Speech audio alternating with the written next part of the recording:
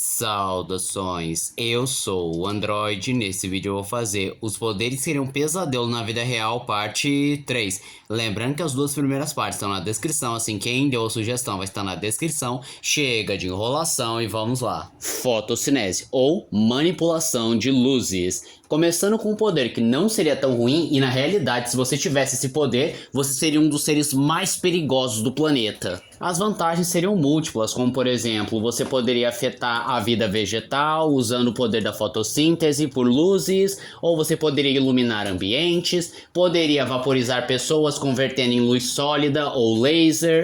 Mas em contrapartida, esse poder teria algumas desvantagens, como por exemplo, luz geralmente gera calor. Ou seja, usar esse poder poderia causar incêndios, poderia acabar secando oceanos, poderia acabar queimando pessoas caso você não queira destruir a pessoa. Você também poderia acabar afetando a biologia de outras pessoas, visto que nossa biologia e de outros seres vivos é baseado no dia e noite, e nossas funções corpóreas dependem desse ciclo. E se você interferir nesse ciclo, você pode causar danos irreversíveis, como por exemplo, danos no metabolismo, problemas na cicatrização, problemas emocionais. Você pode também acabar cegando a pessoa só pelo ato da luz. E aí que entra o X da questão. Você seria imune ao próprio poder? Porque senão aí você sofreria o dano dobrado, porque é você que está projetando a luz, é você que está expondo a extrema luminosidade, é você que está emitindo extremo calor, e é você que vai sofrer os danos por quebrar o ciclo dia e noite. Ah, e tem mais um detalhe, que é tecnicalidade.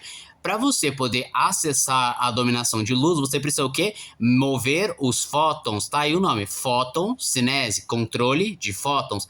Até é possível você organizar os fótons, mas isso seria cansativo demais, porque exigiria muita energia e principalmente concentração. E aí no fim não sei se compensaria tanta concentração, mas no final você vai ter um ataque que literalmente é a velocidade da luz. Manipulação emocional. Vamos entrar primeiro no ambiente ético. Em geral, não é muito ético você influenciar pessoas, você tirar o livre-arbítrio delas e determinar o que elas devem pensar ou sentir. Mas caso você tenha boas intenções, sei lá, uma pessoa está sofrendo horrores porque perdeu um parente próximo. Aí você mexe nas emoções dela para que ela não sofra tanto. Superficialmente isso pode ser bom, mas quando você analisa mais profundamente, você não sabe o impacto que essa sua ação causou, porque talvez a pessoa precisasse extravasar essa tristeza toda, precisava de um tempo mal para poder voltar a 100%, e aí você pode ter prejudicado profundamente a pessoa, porque talvez se ele sentisse essa tristeza, ele teria aquele descarrego emocional, poderia voltar a 100%, ele talvez aprendesse com essa dor, ou é perigoso você até mesmo deixar a pessoa fria, apática, e isso é uma consequência real, porque se você não dominar bem seus poderes, você talvez pudesse acabar deixando a pessoa apática, incapaz de sentir novamente, ou pior, você intensificar o sentimento. Vamos dar um exemplo, que você usa sua manipulação emocional para fazer com que uma pessoa não tenha mais medo do oceano, só que alguma coisa dá errado e você faz a pessoa desenvolver um medo paralisante por água. Isso porque eu falei os malefícios para outras pessoas, eu não falei nem o que aconteceria com você. Por exemplo, você talvez ficasse paranoico e não poderia confiar mais em si mesmo, porque, digamos assim, se você pode manipular as emoções, o que garante que uma pessoa ama você de verdade ou você manipulou a pessoa para fazer ela pensar que te ama? Ou ainda mais, geralmente pessoas que podem manipular emoções, os quadrinhos, absorvem parte da personalidade da pessoa ou transferem o sentimento que a pessoa está sentindo para elas mesmas. Agora imagine você absorver tristeza, traumas, medos, isso seria destruidor mentalmente falando. Umbrocinese, ou manipulação de sombras. Enquanto a fotossinese seria um dos poderes mais perigosos e mais viáveis, o poder de controlar as sombras talvez fosse o mais inviável e impossível de utilizar. Porque no final das contas você não conseguiria fazer absolutamente nada, porque qualquer fonte de luz destrói o seu poder. E detalhe, você não pode competir com a luz, porque velocidade da luz, você não vai ser mais rápido que ela. E mesmo seu poder, sei lá, seja uma sombra baseada no roubo de fótons, ou seja, você tecnicamente falando tá criando sombra a partir do roubo de luz, você tecnicamente falando só criaria uma zona escura ao redor de você, mas não poderia afetar o exterior. E de novo tem aquela coisa, qualquer fonte de luz forte o bastante destrói o seu poder. falar com animais. Eu acho que é o sonho de todo mundo que tem algum animal, seja de estimação ou é veterinário, porque isso traria tantos benefícios. Você poderia saber o que o animal está sentindo, poderia utilizar, sei lá, passarinhos e insetos para serem seus espiões. Só que em contrapartida tem um monte de coisa ruim. Por exemplo, nem todos os animais estariam dispostos a conversar com você. Tem alguns animais que possuem outro tipo de comunicação e empatia e você não se enquadraria mesmo que tentasse falar a mesma língua deles.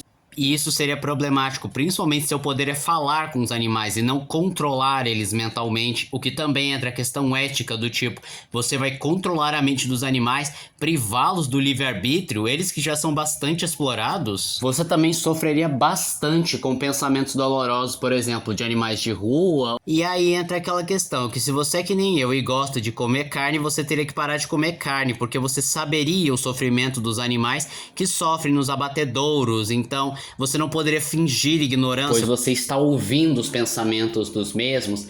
Outro problema seríssimo é que você estaria bem mais exposto a doenças, como por exemplo raiva, leishmaniose, dentre outras doenças, porque sua extrema proximidade faria você ser um alvo fácil e ignorar muitos sintomas.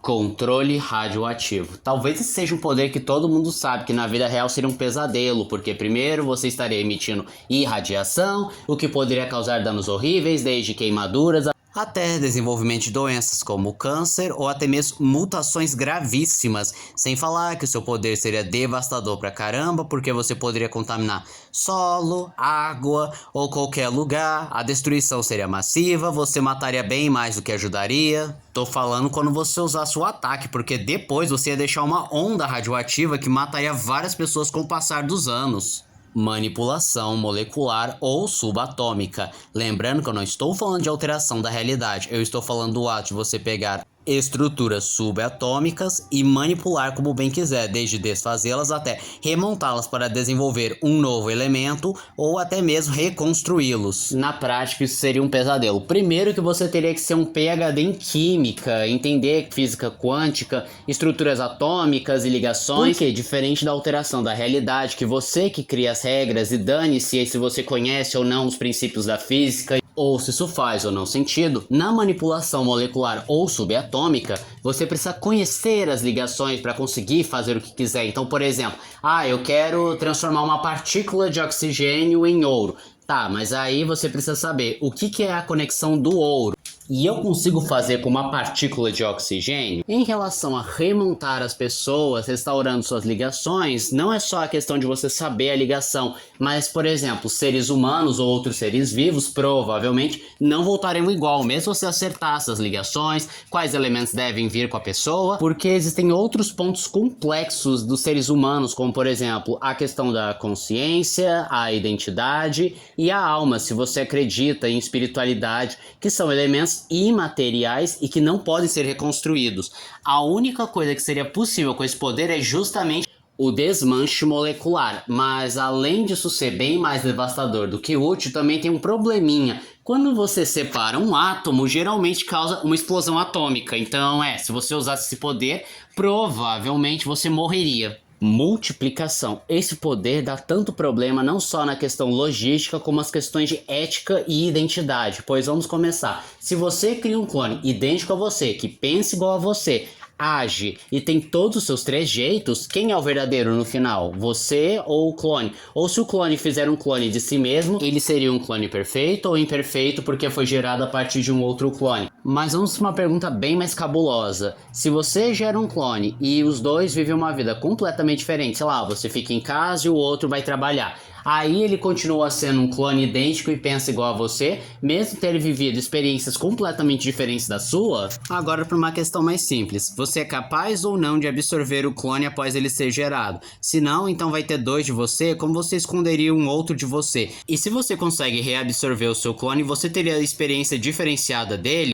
E se você consegue ter as experiências do seu clone, como você vai saber o que você viveu e o que o seu clone viveu, sendo que provavelmente você teria a impressão que viveu as duas experiências simultaneamente? E vamos mais longe, o que garante a questão de você dominar os seus clones? O que impede que eles se revoltem contra você? ou que simplesmente eles te obedeçam, principalmente se ele vai ter a mesma personalidade e quereres que você. E se você coloca um clone para fazer um trabalho que você não gosta ou tem preguiça, o que garante que o clone vai fazer isso de livre e espontânea vontade? E existem outras questões, como por exemplo, e o seu clone vivendo uma vida completamente diferente da sua, desenvolve novas relações, trabalhos e pessoas, e aí como você poderia ministrar sabendo que não foi você que criou essas relações? E o que aconteceria se um clone morresse? As memórias seriam perdidas para sempre ou você reabsorveria na hora? Ah, e entramos num detalhe interessante. Já que clonagem é uma reprodução assexuada, os seus clones seriam indivíduos diferentes de você, ou eles teriam uma mente de colmeia. Se o caso for a mente de colmeia, então qualquer problema que um clone tenha ou você tenha, vai afetar todas as outras cópias. Então se um clone morrer ou você morrer, todo mundo morre. A alteração de tamanho. Esse é um outro poder que seria um pesadelo na vida real, porque vamos começar.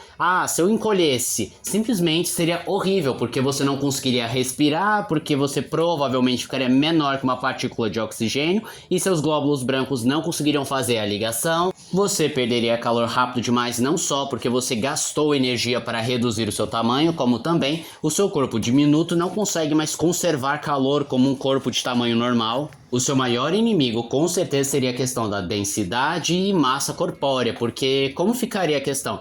A massa e densidade reduzem proporcionalmente ao tamanho que você está, porque se for assim, então você ficaria frágil demais, até mesmo para uma corrente de ar.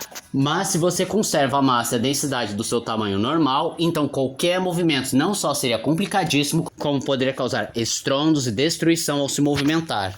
E além de, é óbvio, aqueles clichêsão de sempre, distâncias que são diminutas para você, se você tiver pequenininho vai ser quase uma volta ao mundo, ou que animais inofensivos simplesmente se transformariam nos maiores predadores do planeta. Sim, e como foi mostrado nas histórias do átomo, existe um risco real de a variação de energia na alteração de tamanho explodir o seu corpo. Porém, aumentar de tamanho também não seria uma coisa boa, porque além daquele clichêzão de que, ora, você não pode passar em qualquer lugar, você vira um alvo fácil, você pode ser ferido na transição de tamanho. Além de, é claro, provavelmente você destruiria bem mais do que ajudaria, e também você poderia ter o seu senso de equilíbrio prejudicado, porque você mudou de tamanho rápido demais e não está acostumado a isso. Agora para os problemas físicos. Primeiro de tudo, existe uma lei chamada Lei do Quadrado Cubo, que é quando um corpo aumenta de tamanho, seu volume e peso crescem muito mais rápido que a força de seus músculos e ossos. Ou seja, ao ficar gigante, o usuário pode se tornar lento e desajeitado e ter dificuldade de suportar o próprio peso, correndo o risco de fraturar os próprios ossos.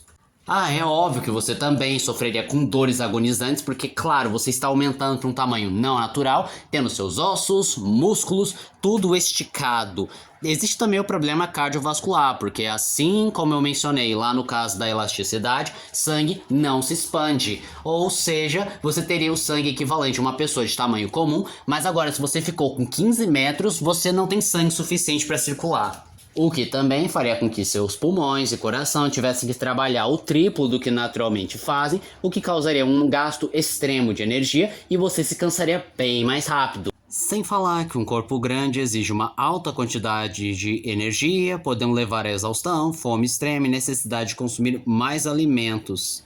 Transfiguração. O famoso mudar de forma, você conseguir se transformar em qualquer outra pessoa, só que isso seria psicologicamente horrível, porque você perderia o senso de identidade, porque se você constantemente está mudando de forma, adotando várias identidades, você começa a se perguntar quem você realmente é, onde começa e onde termina a identidade do outro. Também é um poder que exige muita concentração e provavelmente um controle emocional muito grande, então se você ficar nervoso ou perder o controle ou qualquer coisa assim do gênero, você destrói seu disfarce. Parar o tempo. Outro poder que todo mundo já desejou em algum momento da vida, mas no fim isso não funcionaria. Primeiro vem a pergunta, só você tá no tempo parado ou o mundo inteiro ficou paralisado? Se a resposta foi o mundo inteiro, então você condenou boa parte do planeta, porque o lado que ficou com o sol vai sofrer com danos horríveis, como o rio secando, vai ter calor extremo, queimaduras, não vai ser tão protegido pela camada de ozônio, e quem ficou do lado escuro que vai congelar até a morte. Mas só você paralisa o tempo, só você se lasca, pois vamos começar que você não respiraria porque as partículas de oxigênio estariam paralisadas e não chegariam nos seus pulmões. você ficaria cego, principalmente se você for para um lugar que a luz ainda não se propagou, e já que a nossa visão depende único e exclusivamente da luz indo e voltando em nossos olhos, a gente não enxerga. E em geral você não pode tocar em nada nem ninguém, porque se você fizer a coisa se desfaz, porque tecnicamente falando você está se mexendo mais rápido que todo mundo, e se você introduz velocidade extrema em um corpo parado, principalmente um corpo sem resistência ou que a velocidade supere a resistência do objeto, você o desfaz. E também existe um risco real de você envelhecer mais rápido por conta da dilatação do tempo. E esse foi o vídeo de hoje. Se você gostou do vídeo, se inscreve no canal, compartilhe o vídeo, comente, dê seu like. Também não esqueçam de ativar as notificações, show de like caso gostem dos meus vídeos. E se aparecer a opção hypar pra você, hype o vídeo, isso me ajuda bastante. E se puder, vire membro, ajude o canal. Então eu sou o Android, digo tchau.